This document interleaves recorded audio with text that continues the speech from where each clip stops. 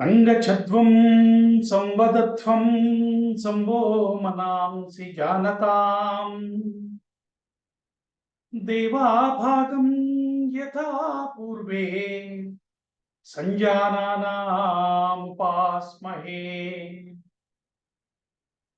పెద్దలకి నమస్కారం.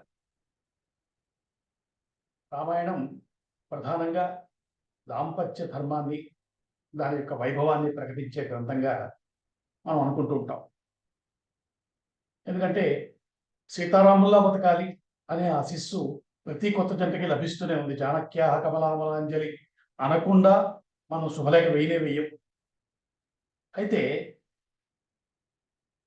భార్యాభర్తల సంబంధాన్ని ఎంత గొప్పగా చెప్పిందో అన్నదమ్ముల సంబంధం గురించి కూడా అంత గొప్పగాను రామాయణం చెబుతోంది.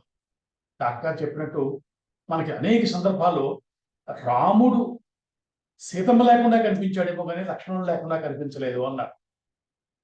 అయితే దీని వెనకాల ఏదో విచిత్రమైన రహస్యం కూడా ఉండే ఉంటుంది.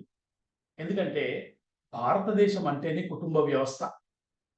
కుటుంబ వ్యవస్థ అంటేనే భారతదేశం. ఈ రెండింటికి మధ్య ఉన్న అవినాభావ సంబంధం రామాయణం ద్వారా మనకి ప్రకటించబడుతోందేమో అనిపిస్తుంది. రాముడే అన్నాడు, భార్య కావాలంటే ఇంకొక ఆవిడ దొరకచ్చు, కానీ సోదరుడు దొరుకుతాడా అని. అంటే అన్నదమ్ముల మధ్య ఎంత దివ్యమైనటువంటి అందమైనటువంటి ఆ సంబంధాన్ని ఆయన చూపించాడు. అంతేకాదు సంపాతి జటాయు కథ కూడా అదే చెప్తోంది మనకి, అన్నదమ్ముల మధ్య ఉండే ప్రేమని. భారతదేశంలో రామాయణం మనందరి మనస్సులో ఉన్నంతకాలం కుటుంబ వ్యవస్థ కాపాడబడుతుంది. కుటుంబ వ్యవస్థ కాపాడబడాలి అంటే రామాయణం వినటం ఒకటే దిక్కు.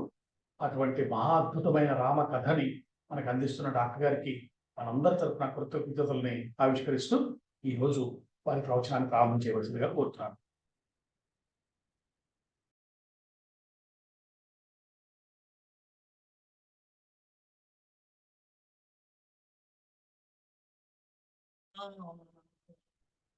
హస్తేనైకేన పద్మం సితమపి చ సుఖం పుస్తకం చాపరేణ భాసా కుందేందు శంఖ స్ఫటిక మణినిభా భాసమానా సమానా సా మే వాగ్దేవతేయం నివసతు వదనే సర్వదా సుప్రసన్నా. సా మే వాగ్దేవతేయం నివసతు వదనే సర్వదా సుప్రసన్నా. కూజంతం రామ రామేతి మధురం మధురాక్షరం ఆరుహ్య కవితా శాఖాం వందే వాల్మీకి కోకిలం. పెద్దలందరికీ నమస్కారం. ఈరోజు మే 1వ తారీఖు 2024 సంవత్సరం. మనం మహర్షి వాల్మీకి మనకు అందించినటువంటి రామాయణంలో ఒక 59 సర్గలు ఇంకా పూర్తి చేసుకోలేదు. సుదీర్ఘమైనటువంటిది 59వ సర్గ అనుకున్నాం. దానిలో ఒక 144 శ్లోకాల దాకా ముందుకు వెళ్ళి మనం అక్కడ ఆగాం. సందర్భం లక్ష్మణ స్వామి రావణాసురుడు వేసిన దాని శక్తి ఆయుధానికి మర్చిపోగానే రామచంద్రమూర్తి తానే బయలుదేరి వెళ్ళినప్పుడు హనుమస్వామి తన పృష్ఠం మీద ఎక్కమని మమ పృష్ఠం సమారుహ్య రాక్షసం శాస్తుమర్హసి, నా భుజం మీద ఎక్కి యుద్ధం చేయ రామచంద్ర అని పిలిచి ఎక్కించుకున్నారు. అది రామచంద్రమూర్తి ఎక్కారు. యథా గరుడ, విష్ణు యథా గరుడం విష్ణు యథా గరుడం, విష్ణుమూర్తి గరుడుని మీద ఎక్కినట్టుగా రామచంద్రమూర్తి హనుమస్వామి మీదకి ఎక్కారు. విశ్వనాథ వారి హనుమంతుడు సున్నితంగా చెప్పారు రామచంద్రమూర్తికి, కోతి మీద ఎక్కడ ఏమిటి అనుకుంటున్నావేమో రామచంద్ర, నా శరీరం మీద చక్కటి రోమాలు ఉంటాయి, మెత్తగా పరుపేసినట్టు ఉంటుందయ్యా, అది వేవి కంగారు పడక్కర్లేదు. సన్నని ఈక నొప్పు మృదు సంస్తరణంబుగ నొప్పు వైన తేయోన్నత పృష్ఠ దేశలియు మరి నా భుజ పీఠి రోమరాజిన్నుపయ్యు సంగునుపశేఖర నీ విచటన్ భజించి దైత్యుణ్ణి నిలువంగనెంచు సమోన్నత దేశ శర ప్రవర్తివై. బాణం వేసేవాడికి ఆ బేస్ సరిగ్గా ఉండాలి, కాలు ఆడాలి సరిగ్గా. కాలు ఒక కాలు పైకి ఒక కాలు కిందకి టెక్నికల్గా ఉన్నటువంటి ప్లేస్లో నిలబడి బాణం వేయడం అంత సులువైనటువంటి వ్యవహారం కాదు. కాబట్టి అటువంటివి ఏమీ లేకుండా నేను నిలుతారుగా ఉంటాను. నీకు గర్భవంతుడి యొక్క రెక్కల నిలుపుదనాన్ని దానికి అలవాటైన వాడివే ముందు మీద కూర్చోడు. కాబట్టి ఇప్పుడు అలా ఉన్నటువంటి వైనతేయుని యొక్క రెక్కల వలె ఉన్నటువంటి పృష్ఠదేశం ఇది. అటువంటి పృష్ఠదేశం నాది. నా భుజ పీఠి రోమరాజన్నుపై సంగురుపశేఖర. చాలా నుండిగా ఉంటుంది దీని మీద ఉన్నటువంటి రోమం. నీకు చక్కటి ఆస్తరణం అంటే ఒక దుప్పటి పరిచినట్టుగా పరుపు వేసి కూర్చోబెట్టినట్టుగా ఉంటుంది రామచంద్ర, నువ్వు ఇక్కడ ఎక్కవయ్యా అని చెప్పి విశ్వనాథ వారి హనుమ చెప్తారు. అంతేకాదు ఎక్కితే నిన్ను ఎవరైనా కొడితే నువ్వు కింద పడిపోతే నేను కూడా పడిపోతాను కదా, ఆ ప్రమాదం అయితే ఉంది కదా అని అనుమానిస్తావు మా రామచంద్ర. అలాంటి పెట్టుకోకు. కారణం నీ రథమైన నన్నెవడునేమి పతాకల కాడి పోరులన్నేరడు భగ్నమున్వరుపా. ఎప్పుడు ఎన్ని కోట్ల బాణాలు నా మీద వేసినా సరే నన్ను నిటారుగా ఉండకుండా కింద పడిపోయేలాగా చేయలేడయ్యా. నేను నిటారుగా ఉండి నేను మోస్తూనే ఉంటాను, నన్ను ఎన్ని దెబ్బలు ఎప్పుడు కొట్టినా సరే. నీవుగా నా భుజమందు ఎక్కవే నీ రథమేన సారథియునేనా. అద్భుతమైన మాట చెప్పేశారు ఆంజనేయ స్వామి. ఈ రథం నా శరీరం అనేది నీ రథం అయ్యా.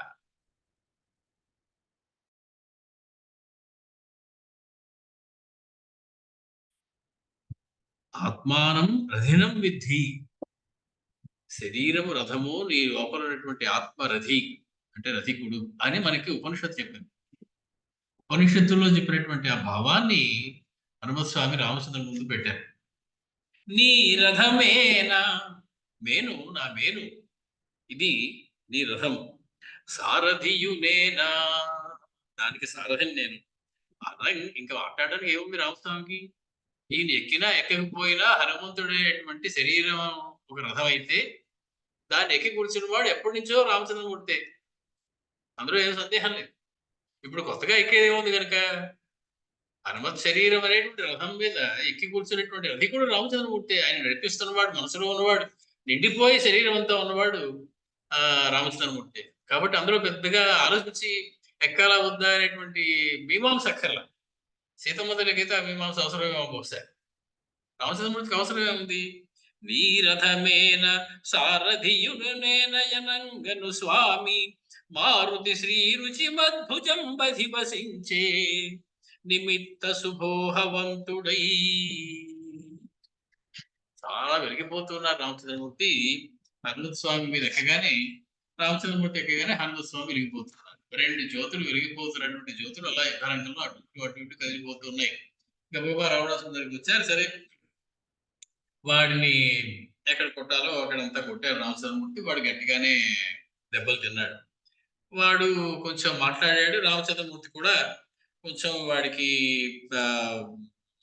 గట్టిగానే సమాధానాలు చెప్పారు.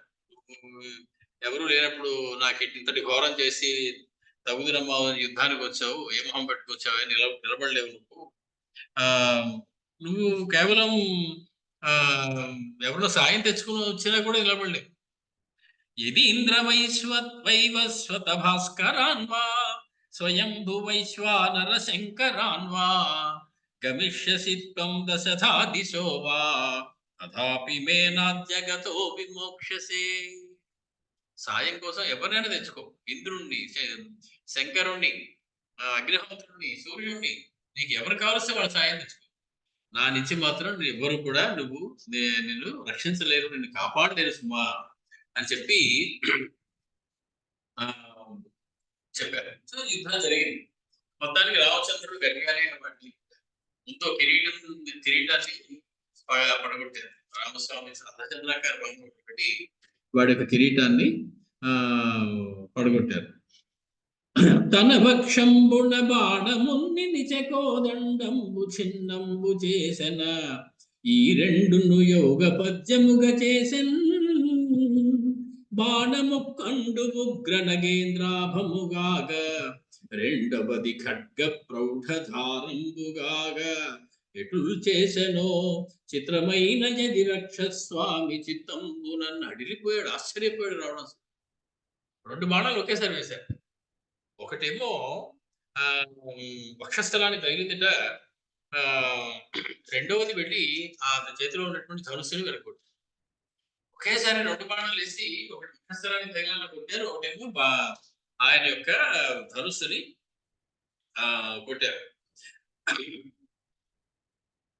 వాడు చూశాడు, అవును కాదు రామచంద్ర మీద నేను బాణాలు వేయలేకపోతున్నాను అని చెప్పి తొడలందున్న మొగమందు బాహువులయందు వక్షమందు కడున్ కడు మండించెడు అంపవాదరల తత్కాయంబు వేధించె దైత్యుడు తా బండిగనైన మారుతిపై రథంలా అయినటువంటి మారుతి మీద, తొడల మీద, బాహువుల మీద ఆయన రెండు చేతులు పట్టుకుని మోస్తున్నాడు ఆయన, కాబట్టి బాహువుల మీద వేశాడు. ఇంకా నిలబడి ఒకచోటు నుంచి ఒకచోటు తీసుకెళ్తున్నాడు కాబట్టి తొడల మీద వేశాడు. సరే, మొత్తానికి వక్షస్థలం మీద కూడా వేశాడు. తా బండిగనైన మారుతిపై దూకంగ లేకుండా ఎక్కుడు వారింపను లేక బాధపడి క్రోధంబు దీపింపగన్. బాణాలు తగిలితే బాధ ఎవరికి రావాలి? హనుమత్స్వామికి రావాలి. అలా రావడం లేదు. బాణం వేసిన ప్రతిసారి రావణాసుడు ఎక్కువ బాధపడిపోతాడు. ఏంటి ఇంత గట్టిగా బాణం వేశారు, ఇంకా అతను నిలబడే ఉన్నాడేంటి, ఇంకా అతనికి దెబ్బ తగలలేదేంటి, ఇంత ఇంత బాణం వేసేసి ఇంకా బతికే ఉన్నాడేంటి అని ప్రతి బాణం తర్వాత ఎక్కువ బాధపడిపోతున్నవాడు రావణాసుడు. ఎన్ని బాణాలు తగినా ఏ బాధ లేకుండా నిలబడి రామచంద్రుని మోస్తూ తీసుకెళ్తున్నవారు హనుమత్స్వామి. అది ఆశ్చర్యంగా అనిపించింది. ఇంద్రుని వజ్రపాతమై ఇంత ఎరుంగదు రొమ్ము స్వీయ శక్తింత్రపయ్య దైత్యపతికి ధనువింక ఒకండు లేని ఎట్లు త్రసరేణు భూతమై లోగే రథస్థ మహాయుధంబులు స్వేంద్రియముల్ వశంబరే నగేంద్రము రెక్కలు పాసినట్లుగా. మొత్తానికి ఆ రథమంతా ముక్కలైపోయింది. రథంలో ఆయుధాలన్నీ అయిపోయాయి. ధనుసు తీసినప్పుడల్లా ఆ ధనుసును ముక్కలు చేస్తూ ఉన్నారు. వాని కిరీటమంత ధరపై పడవేశను రామమూర్తి. ఒక్క బాణంతో రామచంద్రుడు వాడి కిరీటాన్ని పగలగొట్టారు. వాని కిరీటమంత ధరపై పడనేశను రామమూర్తి ఘంటానినదంబు తోడ మకుటంబు ధరం దొరగన్ మణిగొసజంబూరిన గూటులందురలి ఉర్విని సూర్యుని వెల్గు కాల్వలల గ్రానత ధారలై పడియ కట్టిన ఎట్టుగా కాని పింపగన్. ఠంగని చప్పుడుతూ ఆ కిరీటం కాస్త నేలమే పడింది. దానిలో అనేకమైనటువంటి రత్నాలు ఉన్నాయి, ముడులు ఉన్నాయి. ఇవి దొల్లుకుంటూ దొల్లుకుంటూ దొల్లుకుంటూ వెళ్తుంది నేల మీద. వెళ్ళినప్పుడు రకరకాలుగా ఆ రత్నాలు, మడులు, కాంతులు నేల మీద ప్రసరిస్తూ ఉన్నాయి. కాలువలు కట్టినటువంటి కాంతి పుణ్యముల యొక్క ప్రవాహం ఒకటి వెళుతుందా నేల మీద అన్నట్లుగా అదిలా గిరిగిరా తిరుగుతూ దొరికిపోయి దూరంగా వెళ్ళిపోయింది ఆ కిరీటం ఒక దెబ్బకి. ఒక దిశి బొమ్మ నాని నిలిచియుండెను. ఒక దిష్టి బొమ్మలా నిలబడ్డాడట రావణాసుడు. ఎందుకంటే తల మీద కిరీటం లేదు, నిలబడడానికి రథం లేదు, ఎక్కి కూర్చోవడానికి.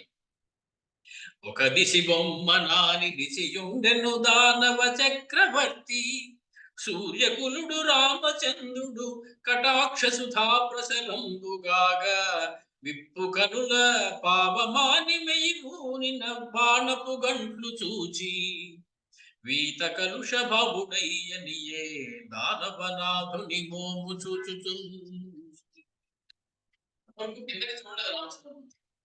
ఒకసారి కిందకి చూస్తే కూడా బాణం దిగిపోయాడు. మనం రెండుసార్లు చెప్పుకున్నాం.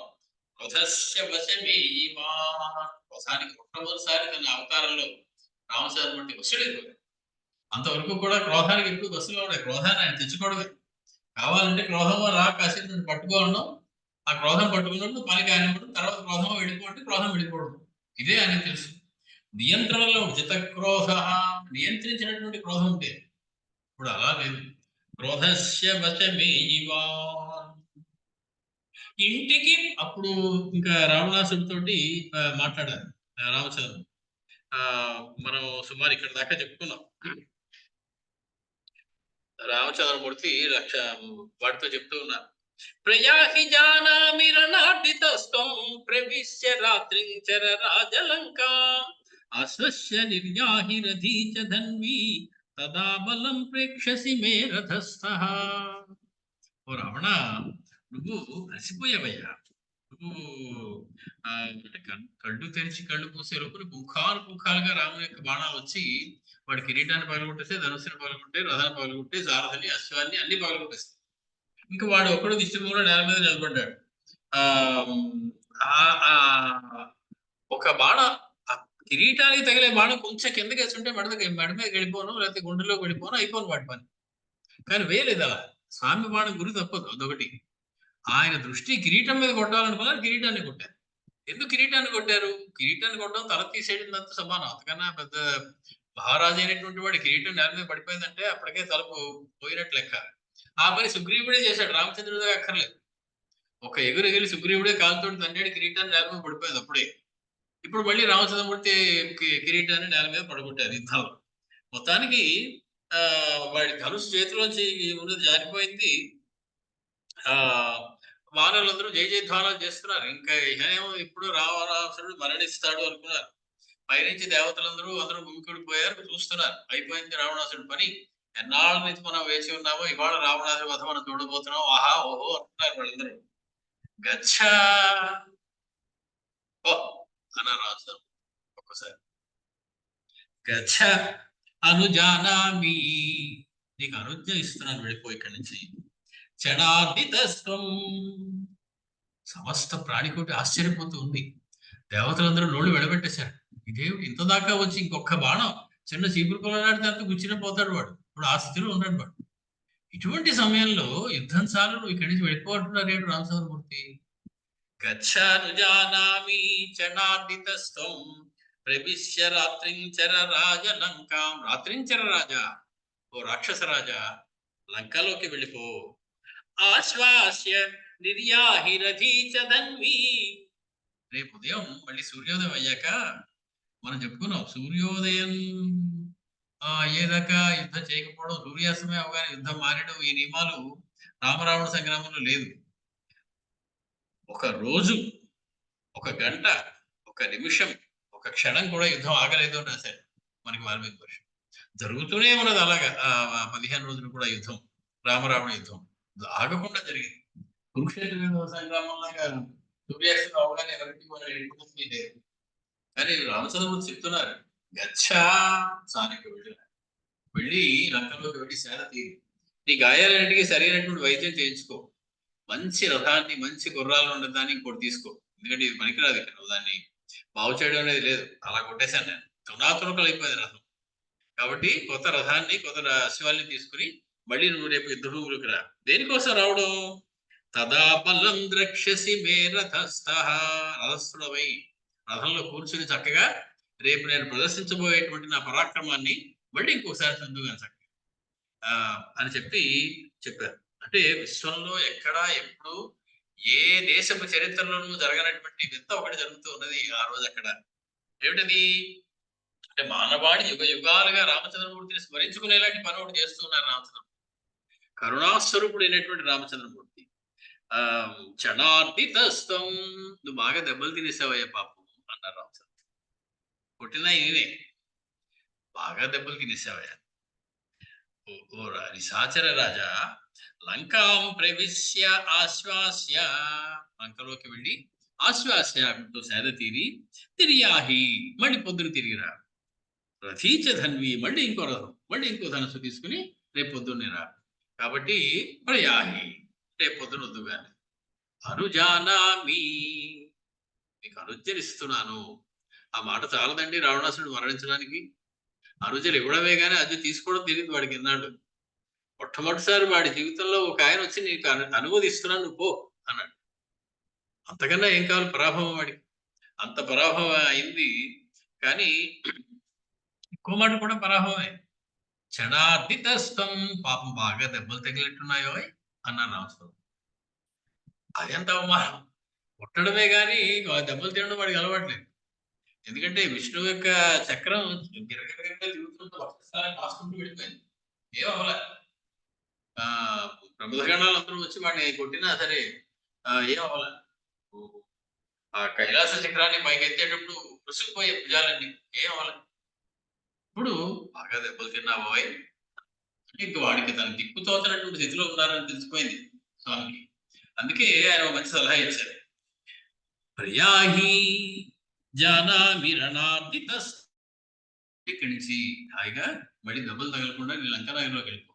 లోపల చక్కగా విశ్రాంతి తీసుకో, తగిలిన దెబ్బలకి వైద్యం చేయించుకో. మళ్ళీ నేను కొట్టిన దెబ్బలకి వైద్యం చేయించడం సులువు కాదు. అయినా మీరు మంచివాళ్ళే ఉన్నారు వైద్యులు మీ దగ్గర వైద్యం కట్లు కట్టించుకోవాలి.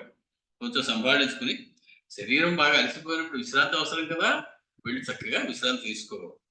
పొద్దున్నకి మళ్ళీ మనస్సు కొంత విశ్రాంతి తర్వాత చురుగ్గా పనిచేస్తుంది, మళ్ళీ రేపు పొద్దు కానీ చెప్పి చూస్తూ తన భార్యను అపహరించిన వాడిని సంహరించలేకపోయారు రామస్వామి. ఎదురుగుండా కనపడుతున్నారు. ఏమి నిస్సహాయుడిగా నిలబడిపోయినప్పుడు కూడా. కారణం ఏమిటి? చిత్తక్రోధంతో అంటే ఏమిటో స్వామి దగ్గర మళ్ళీ చూడాలి.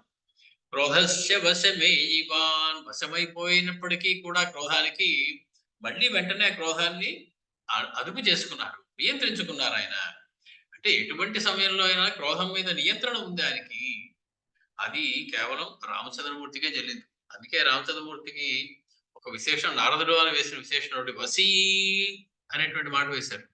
వసి అంటే సమస్తమైనటువంటి ఇంద్రియములని మనస్సుని కూడా తన అధీనంలో ఉంచుకునేటువంటి వారు. అవి ఎలా చెప్తే అలా చేసేవారు కాదు. తన బుద్ధిని ఉపయోగించి వాటిని తనకి కావలసినట్టుగా నడుపుకునేటువంటి వారు. కాబట్టి మొత్తానికి ఎప్పుడు కావలిస్తే అప్పుడు ఆపగలిగినటువంటి విగ్రహం రామచంద్రమూర్తి యొక్క విగ్రహం. పైగా ఆయన ఆగ్రహం దేని మీద? అధర్మం మీద. అధర్మం చేసిన వాడి మీద కాదు. అధర్మం చేసిన వాడిని చంపేయడం ఆయన లక్ష్యం కాదు. వాడు చేసిన అధర్మం మీద కోపం ఆయన. వాడు శరణంటే రక్షించడానికి ఇప్పటికీ సిద్ధమే. వాడి మీద ఏమీ కోపం లేకుండా మొత్తం కోపం అంతా వాడు చేసినటువంటి అధర్మం మీద. ఇంకొక రాత్రి సమయం ఇస్తే తప్పైపోయింది మహాప్రభు, ఇదిగో మీ చేతి తీసుకోండి అని చెప్పలేసుకుంటే బతికిపోతాడు వెరివాడు అని చెప్పి. అంటే బ్రహ్మాస్త్రం మీద పడుతున్నప్పుడు అన్ని లోకాలు తిరిగి రక్షించరువే అని చెప్పి కాళ్ళ మీద పడినటువంటి కాకి వీడికన్నా ఎక్కువ తెలివైంది. దానికి ఒకటే తలకాయ, పైగా పక్షి, క్షుద్ర జంతు. దానికి ఉన్నపాటి తెలివి వాడికి లేకపోయింది. 10 తలకాయలు పెట్టుకుంది. అంత మహారావణాసురుడై మొత్తానికి బ్రహ్మాస్త్రం సంధించేటప్పటికి గడగడలాడిపోయి మహాప్రభో శరణు నువ్వేం చేయమంటే చేస్తానని వచ్చినటువంటి సముద్రుడు, అతని గాడికి ఉన్నటువంటి తెలివి 10 తలకాయలు ఉన్నటువంటి రావణాసుడికి లేకపోయింది. ఎన్ని తలకాయలు ఉన్నది ముఖ్యం కాదు, తలకాయ లోపల ఏమున్నదనే ముఖ్యం. కాబట్టి 10 తలకాయలు ఉన్నప్పటికీ కూడా అన్ని తలకాయలు కూడా ఒకేలా ఆలోచిస్తున్నప్పుడు నీకు అసలు 10 తలకాయలు ఎందుకురా అన్నారు విశ్వనాథ వారి హనుమంతుడు రావణాసుడు. ఒక్కొక్క తలకాయ ఒక్కొక్క రకం సలహా నీకు చెప్తూ ఉంటే 10 తలకాయలు ఉంటే ఉపయోగం. 10 రకాల ఆలోచనలు చేసి ఏది మంచిదో ఏది చెడ్డదో నిర్ణయించు. 10 తలకాయలు ఒకటే సలహా చెప్తున్నాయి నీకు, రాముడు వారి మీద యుద్ధం చేయి, సీతమ్మను అపహరించేసే. అలాంటి 10 తలకాయలు ఎందుకు నీకు? అసలు ఒక తలకాయ అంటే సరిపోతుంది కదా అని ఎద్దేవా చేస్తారు హనుమస్వామి కల్పవృక్షం. మొత్తానికి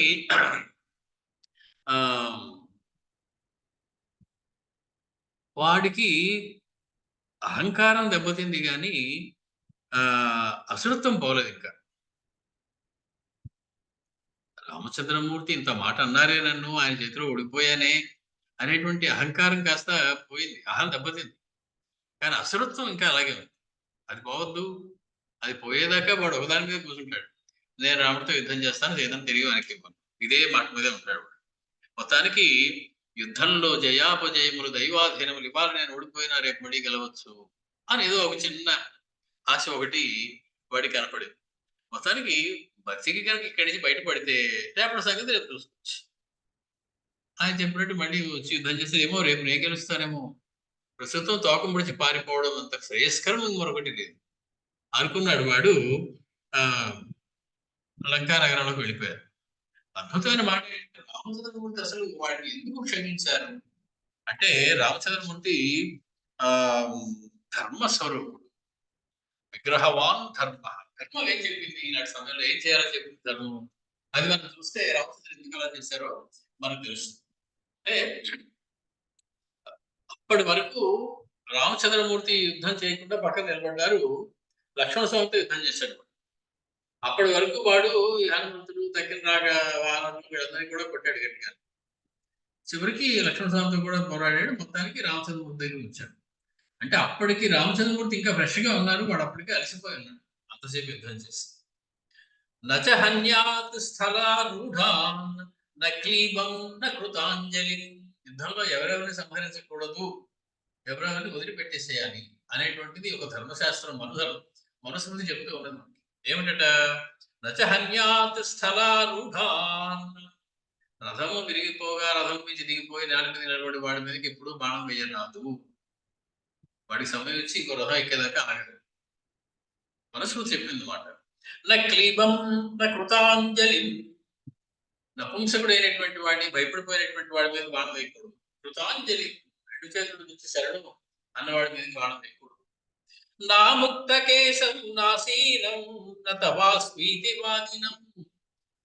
తర్వాత జుట్టు విరబోసుకున్నవాడు, చిరిగిపోయినటువంటి జుట్టు కలవాడు, వాడితో ఎప్పుడు యుద్ధం చేసి వాడిని చంపద్దు. వాడికి సమయం ఇచ్చి చక్కగా జుట్టు దూకుని తరపుతున్నారా చెప్తారు. అది ధర్మశాస్త్రం. అది అంటే వాడు ఇంకా సరైనటువంటి మానసిక స్థితిలో లేనప్పుడు వాడి మీద నువ్వు యుద్ధం చేసినట్టు లెక్క అవుతుంది. అందుకని చెయ్యొద్దు అని చెప్పారు, వాడి మీద యుద్ధం చేయొద్దు అన్నారు. ముక్తకేశం నాశీనం. అలాగే కూర్చున్న వాడి మీద బాణాలు ఎక్కువ. నిలబడి యుద్ధం చేస్తే బాణాలు వేయాలి తప్ప, కూర్చుని వాడి పని ఏదో వాడు చేసుకుంటే ఏదో రాసుకుంటుంటే వాడి మీద కొంచెం బాణం వేసేసి చంపేయడం సరైనటువంటి పని కాదన్నారు. అలాగే నవాస్మీతి వాదినం, నేను నీ వాడనయ్యా శరణను వచ్చాను అన్నవాడి మీద బాణం. రామచంద్రమూర్తి ఇవన్నీ పాటిస్తారు. బాణం వేసే ముందు అవతల వాడి యొక్క పరిస్థితి ఏమిటి, వాడు నేల మీద ఉన్నాడా కింద ఉన్నాడా, వాడి చుట్టూ దూకున్నాడా చెరిగిపోయిందా, వాడు తర్వాత ఇంకా ఉన్నాయి. నా సుప్తం, పడుకున్న వాడి మీద బాణం వేయకూడదు. ఈ ఉప పాండవులని నిద్రపోతూ ఉన్నప్పుడు సంహరించాడు అశ్వత్థామ. ఎంత పాపమో అది ధర్మశాస్త్రం చెప్తుంది. అందుకని ఆ సంఘటన అంతలా గుర్తుండిపోతుంది మనకి భారతంలో. నా సుప్తం నా విసన్నాహం నా నగ్నం నా నిరాయుధం. నిరాయుధుడైన వాడిని కొట్టకూడదు, నిద్రించే వాడిని కొట్టకూడదు. యుద్ధ ప్రయత్నం ఏమీ లేకుండా వాడి పని ఏదో వాడు చేసుకుంటున్నాడు, ఏదో వ్యవసాయం మరొకటి చేసుకుంటున్న వాడిని చంపకూడదు. నగ్నంగా ఉన్నవాడి మీద ఆయుధం వేయకూడదు, ఏ ఆయుధం చేతిలో లేకుండా ఉన్నవాడి మీద ఆయుధం వేయకూడదు. నా యుధ్యమానం పశ్యంతం నా పరేణ సమాగతం. ఎప్పుడైతే తనతో యుద్ధం చేయకుండా వేరే వాడితో యుద్ధం చేస్తున్నప్పుడు నువ్వు వెనక నుంచి వెళ్ళి అతని మీద బాణం వేయకూడదు. నీతో యుద్ధం చేసేవాడి మీద నువ్వు బాణం వేయాలి తప్ప, వాడు ఎవరో ఇద్దరు దెబ్బలాడుకుంటే మధ్యలో నువ్వు వెళ్ళి వాడు చూడకుండా వెనక నుంచి బాణం వేస్తే వాడు చంపేవి. అది కూడా అధర్మం. నువ్వు నిజంగా వాడిని సంహరించదలుచుకుంటే వాడి దగ్గరికి వెళ్ళి వాడి యుద్ధానికి పిలవాలి, నాతో యుద్ధం చేయాలి. వాడు చేస్తున్న యుద్ధం ఆపేసి నీ మీదకి రావాలి, అప్పుడు నువ్వు బాణం వేయి. అంతేగాని ఇంకోటి దేవుడితో యుద్ధం చేస్తున్నప్పుడు వెనక నుంచో పక్క నుంచో వెళ్ళి నువ్వు వాడి మీదకి బాణాలు వేయకూడదు. యుద్ధం చూసేవాడిని, ఇది చాలా ఇంపార్టెంట్. ప్రేక్షక జనం 3 మంది ఉంటారు ఏదైనా ఆట జరుగుతున్నప్పుడు. వాళ్ళకి యుద్ధంతో పని ఏం లేదు, వాళ్ళతో ఎవరు బాగా యుద్ధం చేస్తారో చూడడానికి వచ్చారంతే. వాళ్ళ మీద బాణం వేయకు. ఎట్టి పరిస్థితుల్లోనూ వాళ్ళందరినీ రక్షించేలా చూడాలి. ఎందుకంటే వాళ్ళకి యుద్ధంలో ఏమీ సంబంధం లేదు, వాళ్ళు వచ్చి చూడడానికి వచ్చారంతే. కాబట్టి వాళ్ళ మీదకి నువ్వు బాణం వేయకూడదు. తర్వాత నా పరేణ సమాగతం, వేరే వాడితో యుద్ధం చేసేవాడికి బాణం వేయకూడదు. నాయుధ వ్యసన ప్రాప్తం నాప్తం నాతి పరీక్షతం. ఆయుధాలు ఎవరికి ఏదైనా విరిగిపోతే వాడికి ఇంకో కొత్త ఆయుధం తీసుకునేదాకా ఆగాలి తప్ప బాణం వేయకూడదు. మరి కర్ణుడిని సంహరించినప్పుడు అధర్మంగా సంహరించారా ధర్మంగా సంహరించాడు, వాడి రథం చక్రం ఒరిగిపోయినప్పుడు తెలుస్తుంది. ధర్మం వేరు, ఆ యుగ ధర్మం వేరు, ఈ యుగ ధర్మం వేరు. పైగా దగ్గరుండి జరిపించిన వాడు శ్రీకృష్ణ పరమాత్మ కాబట్టి అది ఎందుకు ధర్మమైంది అలా చేయడం కూడా అని కృష్ణ పరమాత్మ చెప్తారు, అది వేరే సంగతి. కానీ మామూలుగా ధర్మం వేరు, ధర్మ సూక్ష్మం వేరు. ధర్మ సూక్ష్మాల గురించి మాట్లాడలేదు మనం, ధర్మాల గురించే మాట్లాడుతాం. నాయుధ వ్యసన ప్రాప్తం నార్థం, ఆర్తితో ఉన్నవాడిని, నాతి పరీక్షతం అతి పరీక్షతం, బాగా దెబ్బలు తినేసిన వాడి మీద బాణం వేయి. ఇది ఇప్పుడు గుర్తొచ్చింది రామచంద్రం. వాడు దెబ్బలు తినేశాడు, తెగ దెబ్బలు తినేశాడు కదా, ఇప్పుడు మళ్ళీ వాడి మీద ఏం బాణం వేస్తాను అనుకున్నారే. నా భీతం, భయపడిపోయిన వాడి మీద ఎప్పుడు బాణం వేయకూడదు. నా పరావృత్తం సతాం ధర్మం అనుస్మరన్, అలాగే బాగా దెబ్బలు తిన్నవాడిని, భయపడిపోయిన వాడిని, వెన్ను చూపించిన వాడిని, తనని తాను రక్షించుకోవడం కోసం పారిపోతున్న వాడిని ఎప్పుడూ కూడా వాడిని సంహరించకూడదు అని చెప్పి మనుస్మృతి చెప్తూ ఉన్నది. రామచంద్రమూర్తి తూచా తప్పకుండా ధర్మాన్ని పాటించేటువంటి లక్షణం ఉంటుంది. కాబట్టి వాడు యొక్క పరిస్థితిని చూసి ఇప్పుడు వాడిని సంహరించడం సరైనది కాదు అని చెప్పి రామచంద్రమూర్తి ఒకటి వదిలిపెట్టారు అని మనం అర్థం చేసుకోవాలి. మొత్తానికి ఆయన కరుడు అటువంటిది. మళ్ళీ ఒకసారి అవకాశం ఇచ్చి చూద్దామని. సయేవ ముక్తో హతదర్పహర్షో నివృత్త చాపః సహతాశ్వసూతః శరార్దితో భగ్న మహాకిరీటో వివేశ లంకాం సహసా స్మరాజా. వివేశ లంకాం సహసా, సహసా అంటే వెంటనే, అవకాశం ఇవ్వడం వెంటనే రామచంద్రమూర్తి పారిపడింది గంపుల్ని. తనని తాను రక్షించుకోవడం కోసం పరిగెట్టి రావణాసుడు లంక లోపలికి దూరిపోయాడు. హత దర్ప హర్ష, దర్పం పోయింది, హర్షం పోయింది. నికృత్త చాప, ధనుసు విరిగిపోయింది. హతాశ్వసూత, అశ్వము సూతుడు రెండు కూడా హతమయ్యాయి. శరార్దిత, బాణాలు గుచ్చుకుపోయే ఒళ్ళంతా రామచంద్రమూర్తి వేసినవి. భగ్న మహాకిరీట, గొప్ప కిరీటం ఏదైతే ఒకప్పుడు ఉండేది ఇప్పుడు లేదు, ఎక్కడో దొరుకుతుంది నేల మీద. వివేశ లంకాం సహసా స్మరాజా తస్మిన్ ప్రవిష్టే. ఇది ఈ ఘట్టం విశ్వనాథ్ వారు ఎలా చెప్పారో కూడా ఒకసారి చూడవలసి ఉంది. అంటే ఆయనలోని భావుకత కూడా మనం చూడవలసిన అవసరం ఉంది. ఇంటికి పొమ్ము డస్సితివి ఎంతయు మారుతి ముష్టి ఘాతమై. వీడిక్కడికి వచ్చి యుద్ధంలోకి వచ్చే ముందే ఆ లక్ష్మణ స్వామిని ఎత్తుకుని పారిపోదామని ఎత్తలేకపోతున్న సమయంలో పరుగు పరుగును వచ్చి హనుమస్వామి తన ముష్టితోటి ఒక గుద్దేరు వాడు వక్షస్థలంలో ఎగిరిపడ్డాడు. ఇంటికి పొమ్ము డస్సితివి ఎంతయు మారుతి ముష్టి ఘాతమై వింత శరాణి లక్ష్మణుని నిన్ను కార్యమెట్టెనౌరా. పోని ఎలాగో లేదు వద్దాం అనుకునే ముందే నీకేమైంది? అంతకుముందే లక్ష్మణ స్వామి ఎన్నో రకాల బాణాలతోటి నిన్ను చాలా కొట్టాడు, దెబ్బలు కొట్టాడు. ఆ వెంటనే నేను కొట్టి తిని, వెంటనే ఆగకుండా నేను వచ్చి నేను కూడా కొట్టాను. వెక్కసమైనది నీకు పోయి ఆ గంటుల మందు వేసుకొని క్రమ్మని రానగు సెదదీరుచు. నీ దెబ్బలకి మందులు వేసుకుని గట్లు కట్టించుకుని రేపు పొద్దున మళ్ళీ వద్దు కానీ అటనటడస్సినాకడకు ఆహవమానగరాకు మెప్పుడు. నాతో యుద్ధం చేయడానికి వచ్చే ముందు నువ్వు పరిపూర్ణంగా సిద్ధపడి యుద్ధానికి రావాలయ్యా రావణ. అక్కడ ఇక్కడ యుద్ధం చేసి అలసిపోయి శ్రమపడిపోయి అప్పటికే శ్రమపడిపోయి నాతో యుద్ధం చేయడానికి వస్తే ఎలా చెప్పు? నువ్వు బాగా కసరత్తు చేసి చక్కగా శరీరంతో తెచ్చుకుని మంచి ఆహారం పుచ్చుకుని బలంగా నా దగ్గరికి రావాలి, కానీ ఇలాగా నీరసించిపోయి నా మీద యుద్ధానికి వస్తే ఉపయోగం లేదు. అటనటడస్సినాకడకు ఆహవమాడగరాకు మెప్పుడు మిక్కుటముగా ఇంత వాడనను కొంచెను యుద్ధము చేయబోకు. నేను ఇతరవాణ్ణి అంతర్వాణ్ణి అనేటువంటి దర్పంతో నాతో ఇప్పుడు కూడా నువ్వు యుద్ధం చేయకు. దోహపటుతర శక్తి అస్త్రముల పట్టును ధారణ చేసి రమ్ము. కొన్ని దెబ్బలు తగిలేటప్పటికి మన తలంతా దిమ్మెత్తిపోయి గుర్తురావు. కాబట్టి నీకు తెలిసిన అస్త్రాలు వాటి మంత్రాలన్నీ కూడా మళ్ళీ పునశ్చరణ చేసుకో వచ్చే ముందు. ఎందుకంటే గబుక్కునేదో అస్త్రం వేద్దాం అనుకుంటే ఆ మంత్రం గుర్తురాకపోతే ఉపయోగం లేదు. కాబట్టి నీకు ఎటువంటి దెబ్బలు కొడతానంటే నేను నీకు మరోసరిగా పనిచేయదు రేపు. కాబట్టి వచ్చే ముందు ఏం చేస్తామంటే దోప్పటుతర శక్తి అస్త్రముల పట్టును ధారణ చేసి రమ్మో. ఎంతటి రిపు శక్తి ఎప్పుడును తక్కువ సేయగ కాదెరుంగకన్. శత్రువును ఏం చేస్తాడులే, ఇతడు వానరుడే, ఇతడు నరుడే, ఇలాంటివి తక్కువ అంచనా వేసి శత్రువు మీద ఎప్పుడు కూడా యుద్ధానికి రాకూడదు. అది నీకు తెలియటం లేదు. కాబట్టి నువ్వు వెళ్ళి కాస్త విశ్రాంతి తీసుకుని రా. చెప్పి పంపించేశారు రామచంద్రమూర్తి. తస్మిన్ ప్రవిష్టే రజనీచరేంద్రే మహాబలే దానవదేవ శత్రౌ హరీన్ విశల్యాన్ సహ లక్ష్మణేన చకార రామ పరమాహమగ్రే. తస్మిన్ ప్రవిష్టే రజనీచరేంద్రే, రజనీచరేంద్రుడైనటువంటి ఆ రావణాసురుడు లంకానగరంలోకి ఆ విధంగా ప్రవేశించిన వాడై ఉండగా మహాబలే దానవదేవ శత్రౌ, దానవులకు దేవతలకు కూడా శత్రువు అయినటువంటి మహాబలుడైనటువంటి రజనీచరేంద్రుడు ఆ రకంగా లంకానగరంలో ప్రవేశించిన వాడై ఉండగా రామ పరమ ఆహవ అగ్రే లక్ష్మణేన సహా హరీన్ విశల్యాన్ చకార. రామచంద్రమూర్తి బాగా దెబ్బలు తిని పడిపోయినటువంటి ఆ వానరులందరికీ కూడా గుచ్చుకున్న బాణాలన్నింటినీ ఆయనే దగ్గరుండి మెల్లగా బయటికి తీశారట. లక్ష్మణ స్వామి గుచ్చుకున్న బాణాలన్నీ కూడా ఒకటొకటి తీశారు, ఎక్కువ నొప్పి లేకుండా. వాళ్ళ ములుకులన్నీ కూడా గుచ్చుకున్న ములుకులన్నీ కూడా తొలగింపజేశారు.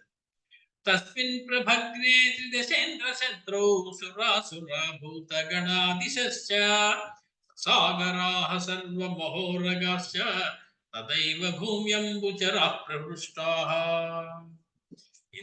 త్రిదశేంద్ర శత్రువు, త్రిదశేంద్రుడికి ఎక్కువ శత్రువు అంటే దేవేంద్రుడికి శత్రువు అయినటువంటి ఆ రావణుడు ప్రభగ్నే ఓడిపోయిన వాడై ఉండగా, దెబ్బతిన్న వాడై ఉండగా అందరూ ఆనందపడుతున్నారు. ఎవరెవరు? సురాసురాహ, సురులు అసురులు కూడా, భూతగణాహ, భూతముల సముదాయం అన్ని కూడా, దిశశ్చ, దిక్కులన్నీ కూడా, ససాగరాహ, సర్వమహోరగాహ, సముద్రములతో కూడినటువంటి ఆ సముద్రంలో లోపల ఉన్నటువంటి అనేకమైనటువంటి నాగములు, సర్పములు అవన్నీ కూడా ఆనందపడుతున్నాయి. తథైవ భూమి అంబుచరాహ, భూమిలో ఉన్నటువంటి ప్రతి ప్రాణి ఆనందపడుతూ ఉన్నది. జలంలో తిరుగుతున్నటువంటి ప్రతి ప్రాణి కూడా ప్రహృష్టాహ, మిక్కిలి సంతోషించి ఆనందపడుతూ ఉన్నారు. మొత్తానికి రాముడి చేతిలో పరాజయం పొందాడు, దుఃఖితుడయ్యాడు రావణాసురుడు. తన అంతఃపురంలోకి వెళ్ళిపోయాడు. సప్రవిశ్య పురీం లంకాం రామ బాణ భయార్దితః భగ్నదర్పః తదా రాజా బభూవ వ్యధితేంద్రియః. ఆ రకంగా రాక్షసరాజు అయినటువంటి ఆ రావణాసురుడు లంకాపురంలో ప్రవేశించి రామబాణ భయార్దితః, రామబాణం పేరు వింటే, రామబాణాన్ని తలుచుకుంటే గడగడ ఉనుకొచ్చేస్తాం, మళ్ళీ అశిస్తున్నాడేమో, మళ్ళీ తగులుతుందేమో అన్నట్లుగా ఆ బాణం వల్ల కలిగిన భయం చేత మిక్కిలి పీడింపబడుతున్న వాడై భగ్న దర్ప, దర్పమంతా పోయింది. నేను ఇంతటివాడిని అంతటివాడిని, నన్ను ఎవరు ఏమీ చేయలేరు అని చెప్పి ఉండేటువంటి ఇదివరకు తనకున్నటువంటి మహాదర్పం ఏదైతే ఉందో అదంతా పోయింది. వ్యధితేంద్రియ, ఇంద్రియములన్నీ కూడా వ్యధితమయ్యాయి, బాధపడుతూ ఉన్నాయి. అటువంటి సందర్భంలో మంచి ఉపమానాలు ఇస్తున్నారు మహర్షునికి. మాతంగ ఇవ సింహేన గరుడేనేవ పన్నగః అభిభూతో భవద్రాజా రాఘవేణ మహాత్మనా. మాతంగ ఇవ సింహేన, సింహం కలలోకి వస్తేనే ఆ ఏనుగు మరణిస్తుందట ఆ భయంతో. మనకి అది ఒక కవి సమయం జరుగుతుంది కానీ మనకి తెలియదు. సింహాలు అసలు ఏనుగు కలలు వస్తాయా లేదా అదంతా అప్రస్తుతం కానీ, ఒకవేళ సింహానికి ఏనుగుకి కలలో సింహం కనుక కనపడితే అది గుండె అది చచ్చిపోతుంటది, అంత భయంతో సింహం అంటే దాన్ని ఆ ఏనుగుకి. కాబట్టి మాతంగ ఇవ సింహేన, సింహం నల్లగా ఉంటుంది, పెద్దగా ఉంటుంది. రావణాసురుడు నల్లగా ఉంటాడు, పెద్దగా ఉంటాడు. నృసింహుడైనటువంటి రామచంద్రమూర్తి సింహంలాగే వచ్చారు. ఆ మతంగము వలె ఉన్నటువంటి, ఆ పెద్ద ఏనుగు వలె ఉన్నటువంటి రావణాసురుడు భయపడిపోయాడు. గరుడేనేవ పన్నగః, పన్నగః విషసర్పం, పాము. అది ఒక సర్పము వలె, సర్పము దేనికి భయపడుతుంది? గరుడిని తలుచుకుంటే భయపడుతుంది. ఇంకా గరుత్మంతుడు ఆకాశం నుంచి వచ్చాడో లేదో రామలక్ష్మణుని తాకినటువంటి ఆ నాగపాశములన్నీ విడిచిపెట్టేసి దొరకకుండా పారిపోయింది. ఇంకా గరుత్మంతుడు ఏమీ చేయలే, వస్తున్నాడు అంతే ఆకాశం నుంచి కిందకి. వస్తున్నాడని తెలుసుకోగానే నాగపాశములన్నీ రామలక్ష్మణుడు వదిలి పారిపోయాయంటే నాగములకు లేదా సర్పములకు ఆ గరుత్మంతుడు అంటే ఎంతని భయమో మనం ఊహించుకోవాలి. అలాగా ఒక పాము గరుడికి భయపడినట్లు ఒక మదపుటేనుగు సింహానికి భయపడినట్లు అభిభూతో అభవత్ రాజా అభిభూతుడయ్యాడు, అంటే పరాభవించబడ్డాడు, తిరస్కరించబడ్డాడు, దెబ్బలు తిన్నాడు, తన యొక్క దర్పమంతా పోయేలాగా మాటలు పడ్డాడు. ఆ కొట్టిన బాణాలే ఇంకా కాస్త నయం అనిపిస్తున్నాయి రామచంద్రమూర్తి అన్న 2 మాటల కన్నా. అది గచ్చ అనుజానామి, అనుచరిస్తున్నాను వెళ్ళిపో అన్నారా. స్వం, బాగా దెబ్బలు తిన్నావయ్యా పాపం అన్నారా. ఈ 2 మాటలు బాణం కన్నా ఎక్కువగా గుచ్చుకుంటున్నాయి వాడికి. పరిభూత అభిభూత, తిరస్కరించబడ్డాడు, అవమానించబడ్డాడు అయ్యా. బ్రహ్మదండ ప్రతీకానాం విద్యుచ్చలిత వర్చసాం స్మరన్ రాఘవ బాణానాం బిభ్యధే రక్షసేశ్వరః. రామచంద్రమూర్తి యొక్క బాణాలు ఎలా ఉన్నాయి? ఒక్కొక్క బాణము ఒక్కొక్క బ్రహ్మదండంతో సమానంగా ఉందట. బ్రహ్మదండం అంటే మీకు తెలుసు, మనకి విశ్వామిత్ర వశిష్ఠ సంవాదంలో వస్తుంది. అనేక రకాల అస్త్రాలు విశ్వామిత్రుడు గురిపిస్తుంటే వశిష్ఠ మహర్షి ఏమి చలించలా, తన బ్రహ్మదండాన్ని ఇలా చేతితో అడ్డం పెట్టాడు అంతే. అవన్నింటినీ కూడా మింగేసింది ఆ బ్రహ్మదండం. దానికి ఉన్నటువంటి శక్తి అద్భుతమైనటువంటి ఎన్నెన్నో అస్త్రాలు, అంటే ప్రళయాన్ని సృష్టించగలిగేటువంటి అస్త్రాలు, అవన్నింటినీ కూడా మింగేసింది ఆ బ్రహ్మదండం. ఇంకా అదెంత బలమైందో ఆలోచించాడు. రామచంద్రుడి ఒక్కొక్క బాణము ఒక్కొక్క బ్రహ్మదండంలా ఉన్నది. ఇతడు వేసిన ఎన్ని అస్త్రాలైనా సరే అది మింగేయడానికి సిద్ధంగా ఉన్నది, వాటిని తిరస్కరించడానికి సిద్ధంగా ఉన్నది. విద్యుత్ చలిత వర్చసాం, మెరుపులు మెరుస్తూ కాంతితో లేజర్ లైట్లు వచ్చినట్లుగా ప్రతి బాణం నుంచి విద్యుత్ వస్తుందా అన్నట్లుగా ప్రతి బాణం నుంచి కూడా విద్యుత్ చలిత వర్చసాం, మెరుపులులా ఉన్నటువంటి కాంతి చిమ్ముతూ వస్తున్నాయి. ఇవన్నీ కూడా స్మరన్, వాటిని గుర్తొస్తే చాలట. అవి తగలడం అన్నీ అయిపోయాయి, వచ్చేసాడు లోపలికి, ఇంట్లో ప్రశాంతంగానే ఉన్నాడు, క్షేమంగానే ఉన్నాడు. కానీ ఆ బ్రహ్మదండం లాంటి ఆ మెరుపులతో వస్తున్నటువంటి రామ బాణం స్మరణ గుర్తొచ్చి రాగానే తలచుకుని రాఘవ బాణానాం వివ్యధే రక్షసేశ్వరః, మళ్ళీ బాణం తగిలితే ఎంత నొప్పి పుడుతుందో అంత నొప్పి పుడుతుంది ఆ బాణం గుర్తొచ్చినప్పుడల్లా. అంటే ఎటువంటి బాణంతో ఎంత దెబ్బలు కొట్టారో రామచంద్రమూర్తి తెలుసుకోవచ్చు. రామచంద్రమూర్తి యొక్క బాణం యొక్క శక్తి ఎటువంటిదో మనకు తెలుసు. కాబట్టి ఆ బాణం స్మరన్ వివ్యధే, దాన్ని తలుచుకుంటేనే మళ్ళీ ఇంకోసారి బాణం తగిలినంత దెబ్బగా అంత నొప్పికి పడుతోంది. దాన్ని గుర్తొచ్చితేనే అంత బలమైనటువంటి బాణాలు వేశారు రామచంద్రమూర్తి. సకాంచనమయం దివ్యమాశ్రిత్య పరమాసనం విప్రేక్షమాణో రక్షాంసి రావణో వాక్యమబ్రవీత్. మొత్తానికి బంగారు సింహాసనం మీద కూర్చున్నాడు. కాంచనమయం దివ్యం పరమాసనం ఆశ్రిత్య, పరమాద్భుతమైనటువంటి బంగారు ఆసనంలో సింహాసనం మీద కూర్చున్నాడు. విప్రేక్షమాణో రక్షాంసి రావణో వాక్యమబ్రవీత్. అక్కడ చుట్టూ ఉన్నటువంటి రాక్షసులందరూ చేరారు, దెబ్బలు తిని వచ్చేసారు. రాజుగారు అనగానే అందరూ పరుగు పరుగును వచ్చారు చూద్దామని. వచ్చాడు, వాళ్ళందరికేసి ఒకసారి చూశాడు రావణాసుడు. సర్వం తత్ఖలు మే మోఘం ఎత్తప్తం పరమం తపః. ఇప్పుడు అనిపిస్తోంది, నేను 10,000 సంవత్సరాలు తపస్సు చేశానే, అదంతా బూడిదలో పోసిన పన్నీర్ అయిపోయింది. సర్వం తత్ఖలు మే మోఘం, మోఘం అంటే విఫలమవడం. నేను చేసిన తపస్సు ఏదైతే ఉందో అదంతా కూడా విఫలమైపోయింది. పరమమైనటువంటి తపస్సు చేశాను, మహా ఏకాగ్రతతో ఒంటికాల మీద నిలబడి 10,000 సంవత్సరాలు తపస్సు చేశాను. ఆ తపస్సు ద్వారా సాధించిందంతా కూడా వృధా అయిపోయింది, నా తపస్సు నిష్ఫలమైపోయింది. యత్ సమానో మహేంద్రేణ మానుషేణ వినిర్జితః. తీరా చేసి ఎవరి చేతిలో? మహేంద్రుడితో సమానమైనటువంటి ఒక మానవ మాత్రుడి చేతిలో ఓడిపోయాను. వాడు నన్ను కొట్టేసాడు దెబ్బ. ఇన్నాళ్ళు చేసిన తపస్సున అతగాడి ఆయుర్దాయం 42 సంవత్సరాలు లేదు ఇంకా రామచంద్రమూర్తి ఆయుర్దాయం. వీడు చేసిన తపస్సే 10,000 సంవత్సరాలు. అన్ని సంవత్సరాల తపస్సు చేసి నేను సాధించినదంతా కూడా నిష్ఫలమైపోయింది. ఎందుకు నిష్ఫలమైపోయింది అని వాడు ఆలోచించడం లేదు. వాడు చేసినటువంటి తపస్సు అంతా కూడా సాత్వికమైనటువంటి తపస్సు కాదు, లోకాలను జయించాలి, మరణం లేకుండా ఉండాలి అనేటువంటి కోరికతో చేసినటువంటి తపస్సు.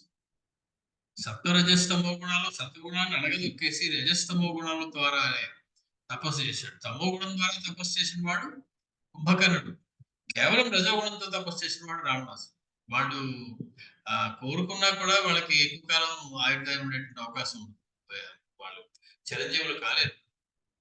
ఏ తపస్సు చేశారో తెలియదు కానీ నాకు మృత్యువు రాకూడదు నేను వరం ఇవ్వండి అడగలేదు విషయం. కానీ అతను చిరంజీవి. నాకు ఎవరి వల్ల పగలు గాని రాత్రి గాని మనిషి గాని జంతువు గాని ఎవరు సంహరించకూడదని వరాలు పొందినటువంటి హిరణ్యకశిపుడు ఆ వరాలన్నీ పొంది కూడా మరణించాడు. అటువంటి వరాలేవి కోరనటువంటి ప్రహ్లాదుడు చిరంజీవి అయిపోయాడు. అంటే ఏమిటన్నమాట, నువ్వు చేసినటువంటి తపస్సులు, జపములు, ఆరాధనలు, పూజలు, పునస్కారములు అవి చేసే ముందు ఈ రజో తమో గుణాలను అణుచుకోకుండా చేసినట్లయితే వాటి ఫలితం దారుణంగా ఉంటుంది. నీకు ఏవో కొన్ని శక్తులు వస్తాయి, కానీ అవి త్వరలోనే అంతమవుతాయి. అవి అంతమైనప్పుడు మళ్ళీ నీకు అనిపిస్తాయి, అయ్యో నేను ఆనాడు తపస్సు ఇంకా బాగా చేసి ఉండవలసిందే. అది రజో తమో గుణములతో కూడినటువంటి తపస్సు ఉంటాయి. మొత్తానికి సర్వం తత్ఖలు మే ఘోరం మోఘం యత్తప్తం పరమం తపః యత్ సమానో మహేంద్రేణ మానుషేణ వినిర్జితః. ఒక మానవ మాతృడి చేత నేను జయింపబడ్డాను కదా ఈనాడు. ఇదం తద్ బ్రహ్మణో ఘోరం వాక్యం మాం అభ్యుపస్థితం మానుషేభ్యో విజానాహి భయం త్వమితి తత్తథా. బ్రహ్మగారు నన్ను పిలిచి ఒకసారి హెచ్చరిక కూడా చేశారు. ఏమయ్యా నువ్వు వరాలు కోరావు కానీ మర్యాదగా జాగ్రత్తగా ఉండవు, లేకపోతే నీకు మానవ మాతృడి చేతిలోనే మరణం ఉంది సుమా అని చెప్పారు. ఆయన చెప్పిన మాట ఇవాళ ఫలించబోతున్నదా? ఆయన చెప్పిన మానవ మాతృడు ఇతగాడేనా అని చెప్పి ఒక సంశయం పట్టుకుంది. మనుష్యులంటే నీకు భయం ఉందని విజానీహి తెలుసుకోవయ్యా అని చెప్పారు బ్రహ్మగారు. ఇది బ్రహ్మణః ఇదం ఘోరం వాక్యం మాం ఉపస్థితం. ఆ ఘోరమైనటువంటి మాట ఇప్పుడు నాకు ఫలితం చూపిస్తూ ఉన్నది నా విషయంలో. దేవ దానవ గంధర్వై యక్ష రాక్షస పన్నగై అవధ్యత్వం మయా ప్రాప్తం మానుషేభ్యో న యాచితం. నేను ఇంత 10 సంవత్సరాలు తపస్సు చేసి బ్రహ్మగారి ప్రత్యక్షమై వరం కావాలని కోరుకోయా అంటే, దేవ దానవ గంధర్వ యక్ష రాక్షస పన్నగవులు వీరెప్పటి నుంచి చావు లేకుండా కోరేనే అవధ్యత్వం మయా ప్రాప్తం. సరిపోని తీసుకోండి తపస్సు నుంచి. మానుషేభ్యో న యాచితం. అప్పుడే మానవుల్ని కూడా కలిపేసి ఉంటే ఇంకెంత బాగుంది. నిజంగా ఆలోచిస్తే వాడు మానవుల్ని జన్మిస్తే అయిపోతాడా? అవును. కారణం వీడు ఎంత తెలివితేటలుగా ఎన్ని కోరికలు కోరినా ఆయన పేరు మేధావి. విష్ణు సహస్రనామాలు విష్ణువుకు ఉన్నటువంటి పేరు మేధావి. మేధావి అంటే అద్భుతమైనటువంటి తెలివితేటలు. కాబట్టి ఎన్ని రకాల కోరికలు కానీ నీ కోరికలలో ఈ రెండవ తమో గుణంలో బాగా ఎక్కువ సత్వగుణ రాహిత్యంతో ఉన్నట్లయితే నువ్వు కోరిన కోరికలలో ఎక్కడో చోట రుచి ఉంటుంది, నీకు తెలియదు. కాబట్టి పగలు చావకూడదు, రాత్రి చావకూడదు, ఇంట్లో చావకూడదు, బయట చావకూడదు, మనిషి చావకూడదు, జంతువులు చావకూడదు అనుకున్నప్పుడు బేహార్ ఏం చేస్తుంది? జంతువు మనిషి రెండు కలిసి కూడా జంతువు అంటే జంతువు కాదు, మనిషి అంటే మనిషి, మనిషి అంటే కాదు జంతువు. రెండూ కానటువంటిది పగలు కాదు రాత్రి కాదు, ఇంట్లో కాదు బయట కాదు, రోజు ఉంటాయి కదా. ఆ మాత్రం తెలియదు ఎలా తప్పించుకోవాలి ఆయన తెలుసు. కాబట్టి మానవులు ఒక్కరి నుంచి నాకు రక్షణ కావాలి అని వాళ్ళని ఏం చేయకుండా ఉండేలాంటి వరం కావాలని కోరలేదయ్యా. ఆ రోజు చేస్తాను అనుకుంటున్నాడు రావణాసుడు. విదితం మానుషం మన్యే రామం దశరథాత్మజం. ఇప్పుడు చిన్నవాడు మానవుడే, అందులో సందేహం లేదు. దశరథ మహారాజు కొడుకుటి కదా, వాడు అబ్బాయి కదా అంటే వచ్చినవాడు మనుషుడే. ఏ మనుష్యుల నుండి అయితే నాకు అవసరం కావాలని నేను కోరుకోలేదో ఆ మనుష్యుడే వచ్చినటువంటి వాడు. ఇప్పటికి కూడా రామచంద్రమూర్తి పరమాత్మ అనేటువంటి ఆలోచన రావడం లేదు. వస్తే వాడికి మరణం ఉంది, మళ్ళీ ఇంకో అవతారానికి ఇంకో మాట్లాడేది. విదితం మానుషం మన్యే రామం దశరథాత్మజం. రాముడు దశరథాత్మజుడైనటువంటి మానవుడైనటువంటి దశరథుని పుట్టినటువంటి మానవుడు, ఇంకొక మానవుడు. నేను ఏ మానవులు అయితే కృషి పెట్టానో, ఏ మానవులు అయితే నేను పొలాన్ని లెక్క పెట్టలేదు, ఆ మానవుడే ఈ రాముడా అనే చిన్న అనుమానం వస్తుంది. ఇక్ష్వాకుకుల జాతేన అనరణ్యేన యత్పురా ఉత్పత్స్యతి మద్వంశే పురుషో రాక్షసాహమః. ఇక్ష్వాకు వంశంలో మహారాజుల్లో అనరణ్యుడు ఒకడు ఉన్నాడు. ఒకనాడు రావణాసుడికి అనరణ్యుడికి యుద్ధం జరిగింది. అన్యాయమైనటువంటి యుద్ధం చేసి రావణాసుడు అనరణ్యుడిని సంహరించాడు. రాముల వారి పూర్వుల్లో ఒకటి రాముడు అప్పుడే సంహరించేశాడు. అప్పుడు పోతూ అనరణ్యుడికి శాపం ఇచ్చాడు. నా వంశంలో పుట్టే ఒకడే వల్లే నీకు మరణం నాశనదయ్యా పోవాలి. కాబట్టి అనరణ్యుడి శాపం భరించబోతూ ఉంటా. ఇది అనరణ్యుడి వంశంలో వాడే రామచంద్రుడు, దశరథాత్మజుడైనటువంటి రామచంద్రుడు. కాబట్టి అనరణ్యుడు నాకు ఇచ్చినటువంటి శాపం ఇప్పుడు భరిస్తోందా? యస్వాం సపుత్రం సామాత్యం సబలం శాశ్వసారథిం ఇహ నిశ్చయ సంభావే యద్వాం కులాథం దుర్మతే. అనరణ్యుడు గట్టిగా శాపం పెట్టు. ఏమంటాడా శాపం? నా వంశంలో పుట్టినటువంటి ఒక పురుషుని చేత ఓ రాక్షసాధంగా, ఓ కులాధంగా, ఓ బుద్ధి లేని వాడ నువ్వు మరణిస్తావు. నా కడుపులో పుట్టినటువంటి కథలు సపుత్రం, నీ పుత్రులందరినీ సంహరిస్తాడు. సామాత్యం, నీ మాతృలందరినీ సంహరిస్తాడు. సబలం, నీ సేన మొత్తాన్ని సంహరిస్తాడు. స అశ్వ సారథి, నీ గుణాలన్నీ సంహరిస్తాడు. నీ సాధువులందరినీ సంహరిస్తాడు.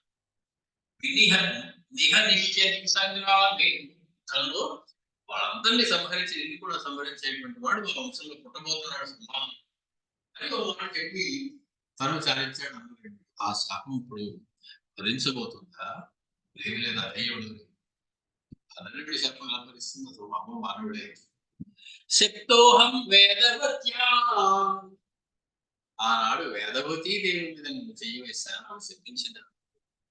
శక్తోహం వేదవత్యా చ యదా సాదర్శితా పురా సేయం సీతా మహాభాగా జాతా జనకరదిని.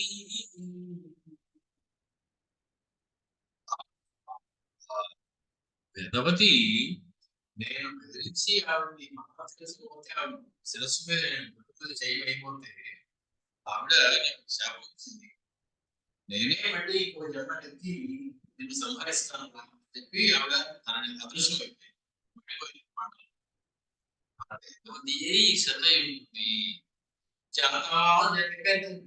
జనకుడు కుమార్తెగా అవతరించిన సీతమ్మ ఆ వేదవతి డోలాయమానిగా ఊహిస్తున్నాడు. ఎందుకంటే పరాజయం ఉన్నది ఎరుగిన వాడు వాడి ఇంతవరకు.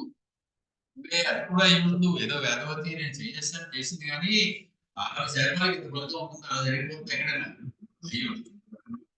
ఉమా నందీశ్వరశ్చాపి రంభా వరుణ కన్యకా ఇథోక్తా స్మ తన్మయా ప్రాప్తం న మిథ్యా ఋషి భాషితం.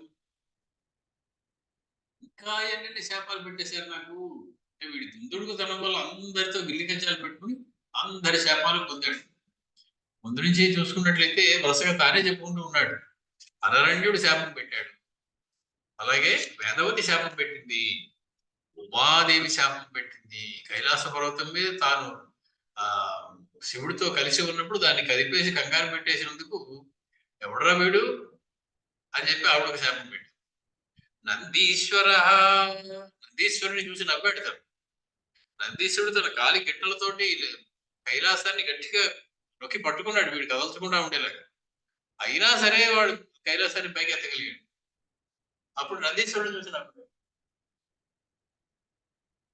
అప్పుడు నందీశ్వరుడు శాపం పెట్టాడు. వానరుల చేతిలో నీకు మరణం ఉన్నది, నరవానరుల చేతిలో నీకు మరణం ఉన్నది అనేటువంటి శాపం పెట్టాడు. రంభ దగ్గర ఒకసారి ఆవిడ నువ్వు నా దగ్గరికి రావద్దు, నేను ఇంకొకటి నాకు వేరే భర్తలు ఉన్నాడు లేదని చెప్పింది. ఆవిడ వంటి నాకు ఇష్టం లేదని కరివేపాడు పట్టుకున్నాడు, మళ్ళీ పరిగెట్టుకుంటూ ఇద్దరు దగ్గరికి వెళ్ళింది. మొత్తానికి అక్కడ శాపం పెట్టాడు. ఆ నలకుబరుడు బ్రహ్మ కలిసినటువంటి శాపం. నీకు కోతి ముఖం ఉన్నటువంటి వాడు ఆ మానవులు ద్వారానే నీకు ఉన్నది. వరుణ కన్యక, వరుణుడికి దిక్మాలను, వరుణుడి కుమార్తె మీద దగ్గరికి వెళ్ళాడు, ఆవిడ మీద చెయ్యబోయాడు, వరుణుడు శాపం పెట్టాడు. ఇలాగ అందరి శాపాలు పోగు చేసుకుంటూ వచ్చి 10,000 సంవత్సరాలు కాదు, 1,00,000 సంవత్సరాలు తపస్సు చేసిన ఏం ఉపయోగం లేదు. ఆ పాపాలకు వెళ్ళడానికి వస్తుంది. మరి సంకల్పానికి ఒక శక్తి ఉంటుంది. బాగా తపస్సు చేసిన వారు వాళ్ళ మాట అంటే అయిపోతుంది, అది యథాలాపంగానే అయిపోతుంది. అది అసలు ఇది సందర్భంగా గుర్తుంది. శివానందమూర్తి గారు ఒక ఇంట్లో కొత్తగా ఏం పెట్టుకున్నారు, రెండోసారి చూపించారు. ఆయన మామూలుగా వెళ్ళారు, అన్ని చూపిస్తారు, ఇదేంటి బాత్రూమ్ అండి, ఇదేంటి బాత్రూమ్ కేసు చూసాక బాగా ఖర్చు ఉండగా ఉంటుంది, పడిపోయే అవకాశం మామూలుగా వెళ్ళిపోయారు. మన్నాడు పొద్దున్నే భవనం మీరు చెప్పినట్టే ఏంటంటే ఆయన బాత్రూమ్ వెళ్ళారు, కాలు జరిగింది, తుంటే వెళ్ళిపోయింది. అసలు అది వాడు కావాలంటాడు, వాడికి ఏదో చూపిస్తాడు, అడిగిపోయేది ఏదో వాళ్ళకి తోస్తుంది, వాళ్ళు అనిపిస్తారు. అలాగా ఈ శాపములన్నిటికీ కూడా ఒక శక్తి ఉన్నది. వారి తపస్సు అంతా కూడా దాని ద్వారా వెల్లడవుతుంది. ఆ సంకల్పానికి కొంచెం శక్తి, ఎక్కువ తపస్సు చేసిన వాళ్ళు సంకల్పానికి ఎక్కువ శక్తి, మన సంకల్పానికి ఉన్న శక్తి కూడా తక్కువైంది ఏం కాదు. ఎప్పుడు సామూహికమైనటువంటి సంకల్పం అయినట్లయితే, ఒక రాజుని, దేశపు రాజుని మార్చాలి అంటే, సరైన పాలకుడిని మార్చాలి అనుకుంటే, మన సంకల్పం అందరూ ఒక సంకల్పాన్ని చేసినట్లయితే ఆ సంకల్పం యొక్క శక్తి ఎంత ఉధృతమైనటువంటి బలం ఉంటుందంటే దానికి 100కి 100 ఆ రాజు దిగిపోవలసిందే. అటువంటి సంకల్పం అంటే సామూహికమైనటువంటి సంకల్పం కాదు. వ్యక్తిగతంగా మన సంకల్పం శక్తి తక్కువ అయినప్పటికీ లక్షల కోట్ల మంది చేసినటువంటి సంకల్పం పరిస్థితి తీరుతుంది. బాగా తపస్సులు చేసిన వారికి వాడు ఒక్కడి సంకల్పం చాలు, వాడు ఏదంటే అయిపోతుంది. అంత శక్తి ఉంటుంది వారి సంకల్పం. మొత్తానికి ఈ శాపాలన్నీ కూడా వాళ్ళందరూ నాకు ఏ శాపాలు ఇచ్చారో అన్ని కూడా ప్రాప్తం విద్యా ఋషి భాషితం, ఋషీశ్వరులైనటువంటి స్థానంలో ఉన్నటువంటి వారి మాటలు నిజమైపోతాయి కదా అని చెప్పి వాడు అలాగా తలుచుకొని బాధపడుతూ ఉన్నాడు. అసలు ఏమిటి ఇంతగాడి యొక్క చాప విద్య రామచంద్రమూర్తిది ఆశ్చర్యంగా ఉన్నది. నేను ఎంతో మందితో యుద్ధం చేశాను కానీ ఇటువంటి శత్రువుతో ఎప్పుడు యుద్ధం చేయలేదు. ఈ గతి చేయగలిగిన ఎంతగా చూసిన చాప విద్యలో భాగము కాదా. నేను చాప విద్య, ధను విద్య నేను నేర్చుకున్నాను, కానీ ఇలా బాణాలు వేసాడు నాకు ధనుర్విద్యలో ఎక్కడ కనపడలేదు. ధనుర్వేదంలో ఆమె వేదం, అది ధనుర్విద్య వేదం, దానిలో బాణం ఇలా కూడా వేసి ఎక్కడ చెప్పలేదు. నేను బాగా చదివిన వేదం ఆలోచిస్తున్నానే బాణం. చాప విద్యలో పూర్వ ప్రతిభామతి కాని సమస్త చాప విద్యాగురుడట్లు. సమస్త చాప విద్యాగురుడే ఈ రామచంద్రుడు చేశాడు. తెలిసి అన్న తెలియకపోయి అద్భుతమైనటువంటి బిరుదిస్తున్నాను రామచంద్రమూర్తికి రామదాసు. సమస్త చాప విద్యాగురు, సమస్త చాప విద్యాగురవే మహా, సమస్త చాప విద్యాగురవే రామచంద్రాయ.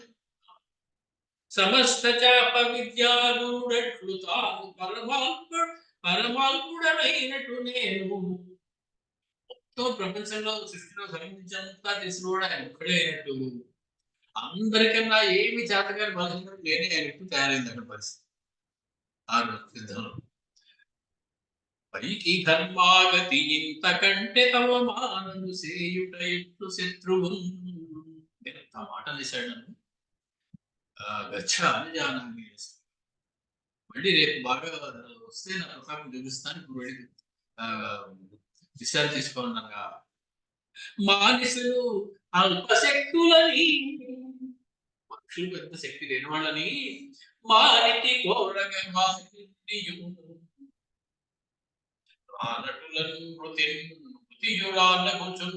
వారి నుండి వాళ్ళ వల్ల నాకు ఏమీ ప్రమాదం రాదు అన్నట్లుగా నేను వాళ్ళ నుంచి రక్షణ కావాలి అని కోరుకోలేదు అన్నాడు. ఇప్పుడు ఆ ఇద్దరి నుంచే నాకు మృతి రాబోతుంది. నరవానరుల తండ్రి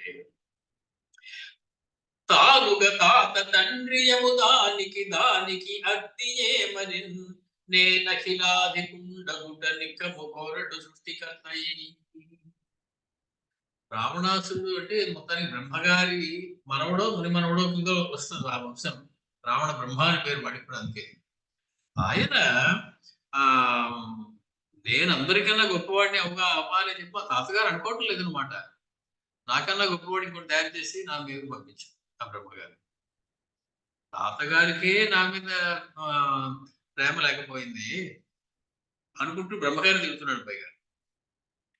నా సేవించు శివుండు కాని శివుడున్నాడొక్కడ సంపుదేజై సంవ్యాప్త జగత్రయంబుగను వాడల్పీయసుండైన సునాయాసం ముప్ప మహీయసుండగున తానా తేజు వ్యాపించదేలా సన్నంబగునట్టి మానిసుల యందా నిండు కనిపింపగన్.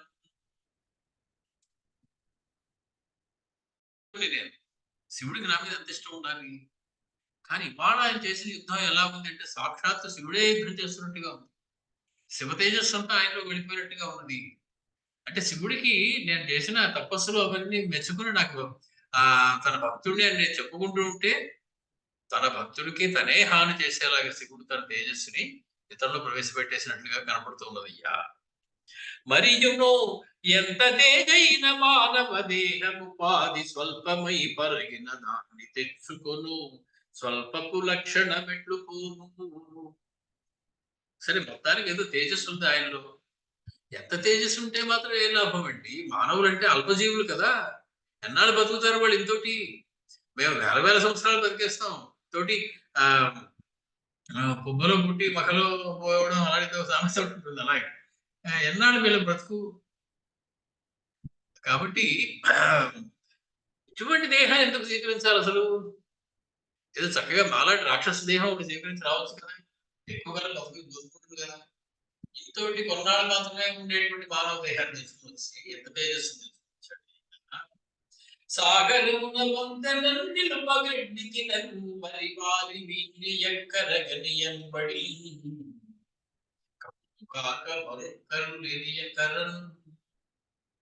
ఇంతోటి ఆ మానవుడు ఎందుకు పరికరాన్ని వాడు కలిసి సముద్రం మీద వారధి కట్టేశాడు. అది ఆశ్చర్యం. పోనీ పిలిస్తే ఎవడన్నా వచ్చి సాయం చేస్తున్నాడు అబ్బాయి. ఇటువంటి చెట్ల మీద వాటిని చెట్టు గెలితే కోతులు వెనకేసుకొచ్చి వాటి సాయంతో మంత్రం కట్టేశాడు. ఎక్కడ ఇదేమన్నా వినడానికి సొంపుగా ఉందా? ఏదో మనిషిని బలవంతులైన వాళ్ళని రాక్షసుని తీసుకుని ఏదో సముద్రం మీద వారధి కట్టడానికి ప్రయత్నించాడు, కట్టలేకపోయాడు, ఏదో అనుకుంటే అనుకోవచ్చు. అదేం లేదు. ఇప్పుడు ఇంకో అనుమానం వస్తుంది. ఇతడును నన్ను గాని హరింపను సృష్టిని చేసనేనియు. నన్ను సంహరించడం కోసమే ఈ ప్రణాళిక అంతా జరిగి ఈ రాముడు అనేటువంటి వాడు సృష్టింపబడ్డాడా నన్ను సంహరించడం కోసం? ఇతడును నన్ను గాని హరింపను సృష్టిని చేసనేనియు. దితిజులనేకుండిరి అతి తీవ్ర భుజా పరిణత తేజులు. ఈ ఇతడును మొన్న ఇంద్రజి మహాహిశరంబుల చేత గాలి తక్కువ తెలివి చచ్చినాడయనుకొంటివి గాదే అదెట్లు తప్పెనో. ఏదో మంచి ఇంద్రుడు చేశాడు, అయిపోయింది విడిపని అయిపోయి రామలక్ష్మణుడు ఇద్దరిని అంతం చేసేసాడు అనుకుని బట్టి ఏదో బతికేశారు.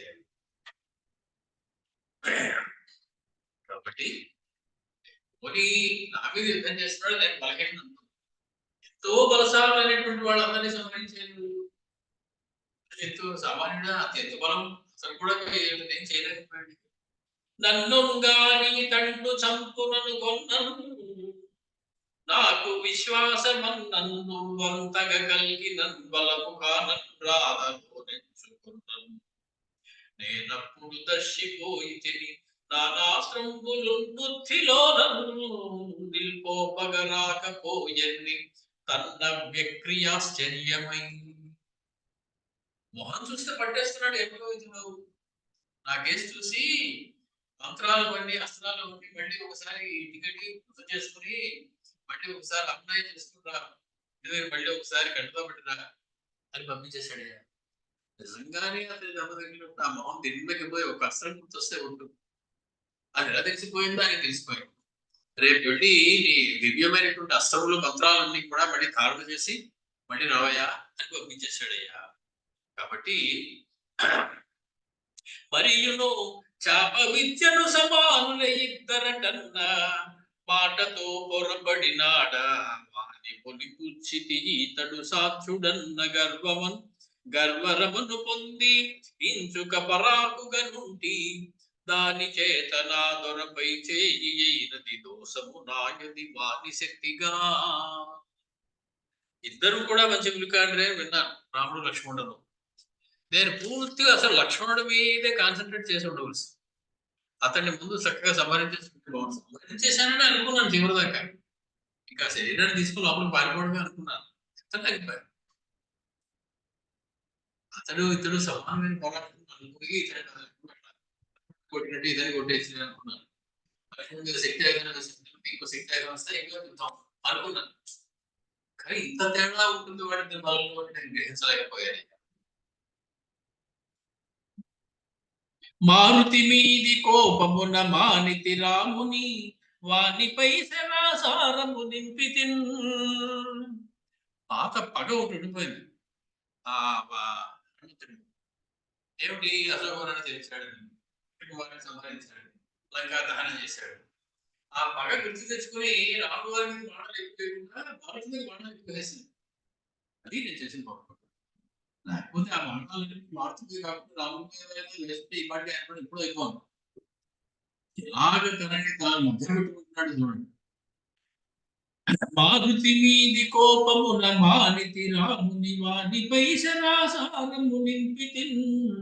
కపికి చాలదటంచును విక్రమింపరా నేరడటంచు ఇంకా అతనిన్మది నంసన వాని తమ్ముడు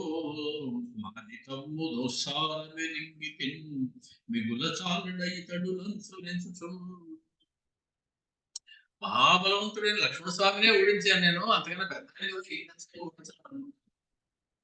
లక్ష్మణ స్వామినే నేను కింద పడగొట్టాను కదా అనుకున్నాను నేను.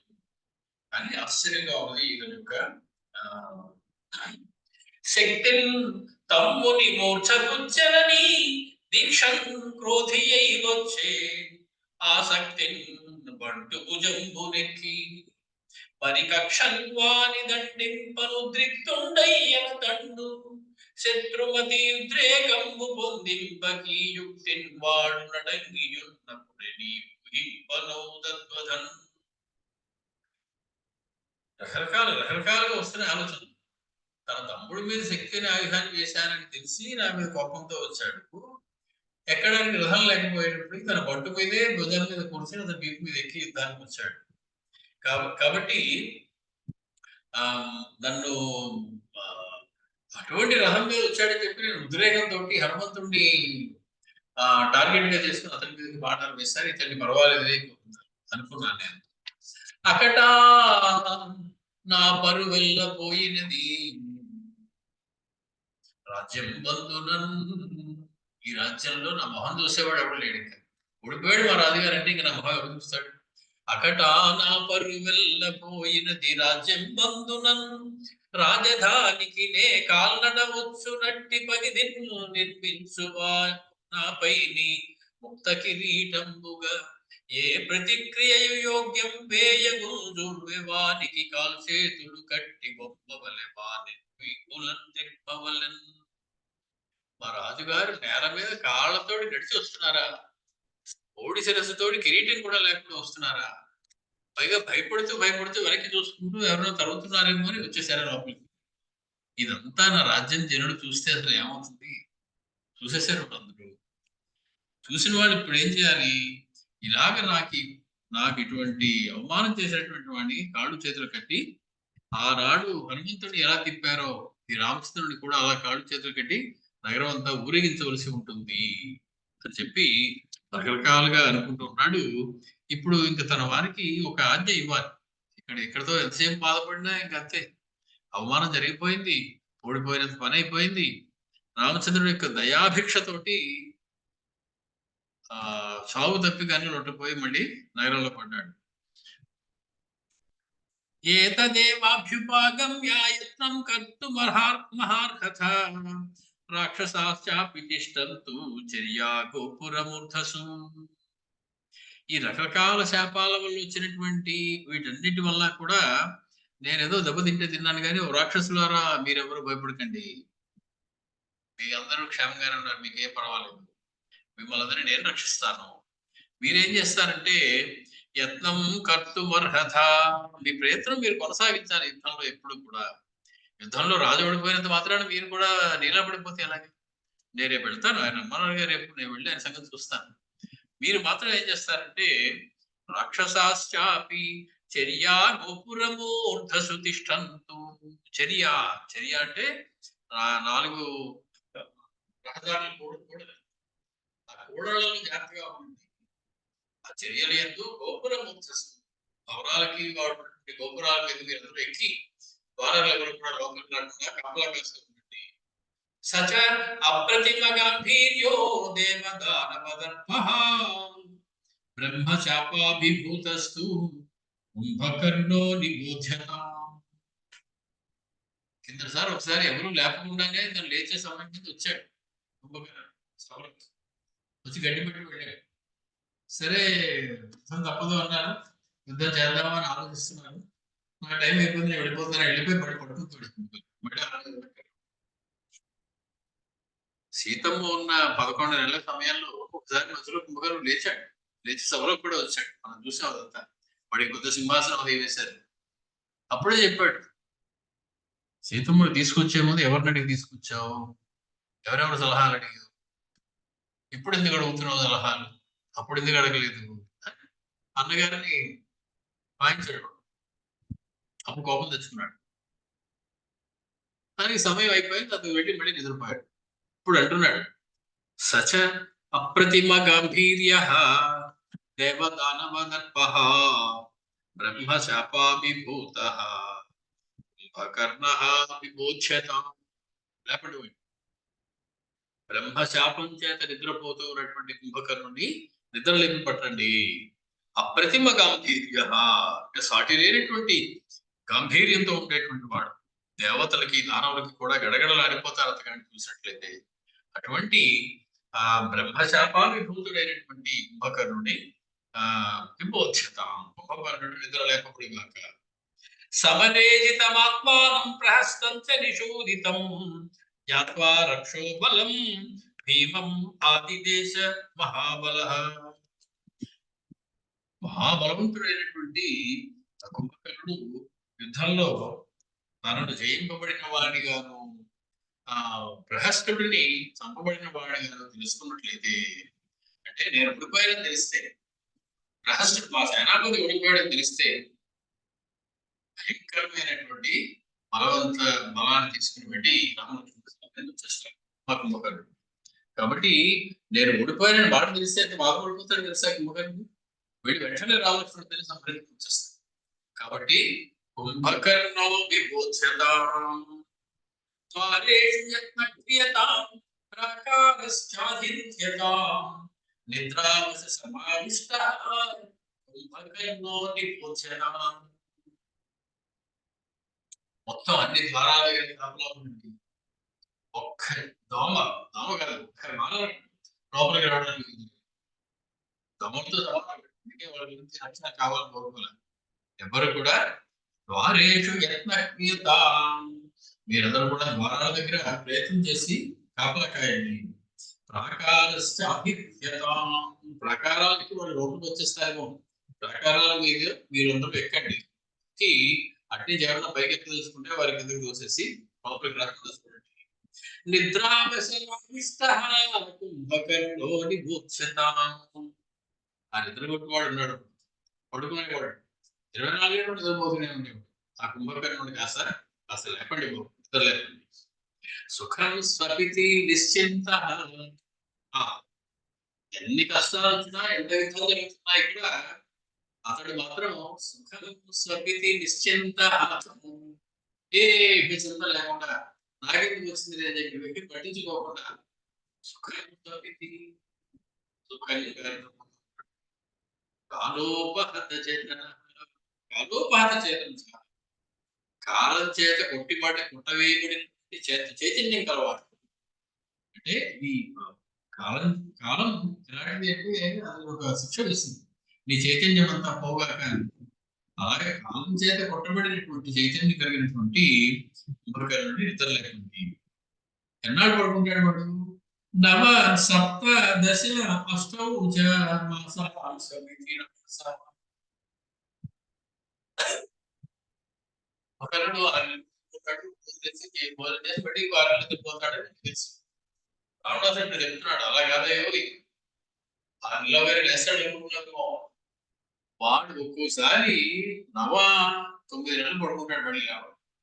సప్త ఒకసారి 7 నెలలు వేసిపోతాడు. దశ 10 నెలలు, అష్టోచ 8 నెలలు, అంటే 8, 7, 8, 9, 10 నెలలు పడుకుని పోతాడు ఒక్కసారి. అంటే 6 నెలలకు ఒకసారి లేస్తాడంటే 6 నెలల లోపు లేకుండా అంతే. అంతేగాని ఎక్కువ పడుకోవడం ఒక రోజు కూడా అర్థం కాదు. మొత్తానికి పడుకుంటే 8 రోజులు పడుకుని పోతాడు, 8 నెలలు పడుకుని పోతాడు. నవ సప్త దశాస్తౌ చ మాసాన్ స్వపితి రాక్షసః మంత్రం కృత్వా ప్రసుప్తోయం పితస్తు నవమే అహని. ఖచ్చితంగా 9 రోజుల క్రితం వాడు పడుకోవడానికి వెళ్ళాడు. మన సభకు వచ్చాడు 9 రోజుల క్రితం పడుకోవడానికి వెళ్ళాడు. అంటే ఇప్పుడు మళ్ళీ ఒక 6 నెలలు, 7 నెలలు, 9 నెలలు, 10 నెలల దాకా పడి లేవడు. కాబట్టి మంత్రం కృత్వా ప్రసుప్తోయం పితస్తు నవమే అహని. అంటే అంతకుముందు వీడు సేనాపతులందరితోటి పెట్టినటువంటి సమావేశానికి కుంభకర్ణుడు పెద్ద రథానికి వచ్చాడు అక్కడికి. ఆ వచ్చినటువంటికి వెళ్ళి పడుకున్నాడు. పడుకుని ఇప్పటికి 9 రోజులు అయింది. ఈ లోపల ఇంత యుద్ధం అయిపోయింది. కొంచెం మందిని సంహరించబడ్డారు. రావణాసుడు కూడా పరాభవం పొందాడు. ఇప్పుడు మంత్రం కృత్వా ప్రసుప్తోయం పితస్తు నవమే అహని తంతు బోధయుక్త క్షిప్రం కుంభకర్ణం మహాబలం. ఆ కుంభకర్ణుడి నిద్ర లేకండి, అతడు లేపబడగాక మీరు పరిగెట్టుకుని వెళ్ళి ఇక్కడేం చేస్తున్నారు, వెళ్ళి కుంభకర్ణుని లేపి తీసుకురండి సుమా అని చెప్పి తన రాక్షసులందరికీ చెప్పారు. ఇలా వెళ్ళి 1 నిమిషంలో లేపి తీసుకొచ్చే వ్యవహారం కాదు, చాలా సమయం పడుతుంది కుంభకర్ణుడు లేపాలి. అది అసలు నిజంగా రామాయణం జరగలేదు, ఉట్టి కథే అనుకుంటే ఈ కుంభకర్ణుడి నిద్రలేపిన పద్ధతి ఒకటి చూస్తే అసలు అంతలాగా ఆలోచించవచ్చు. ఒక మనిషి అంతలా నిద్రపోయే అవకాశం ఉంది అని ఆలోచన చేసేందుకు మహోన్నతమైనటువంటి కావ్యం రామాయణం ఒప్పుకోక తప్పదు. కాబట్టి అటువంటి పరమాత్మకమైనటువంటి విషయాలు మనం తెలుసుకోబోతూ ఉన్నాం కుంభకర్ణుడి విషయంలో. ఇక వాడిని ఇంకొంచెం కొన్నాళ్ళు పడుకొని 9 రోజులు అయింది పాపం. మళ్ళీ మనం ఆదివారం నాడు కలుసుకొని వాడిని నిద్రలేపి తర్వాత చూద్దాం. మంగళం కౌసలేంద్రాయ మహనీయ గుణాత్మనే చక్రవర్తి తనూజాయ సార్వభౌమాయ మంగళం. వేద వేదాంత విద్యాయ మేఘశ్యామల మూర్తయే పుంసాం మోహన రూపాయ పుణ్య శ్లోకాయ మంగళం. మనం 60వ సర్గలో 17 శ్లోకాలు చేసుకుంటాం.